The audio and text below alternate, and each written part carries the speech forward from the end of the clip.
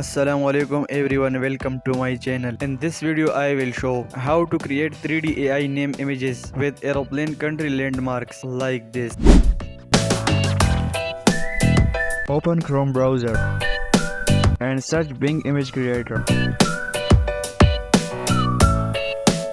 Click this website.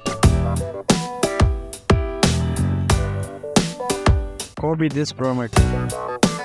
Write your name. Click create. Click your favorite image. Click three dots and download. Now we will create a picture of Statue of Liberty. Write your name.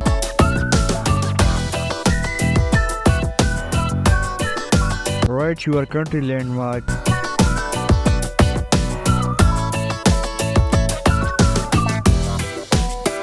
Click create.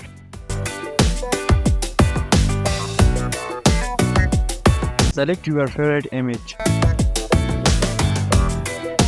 Click three dots and download. Thanks for watching.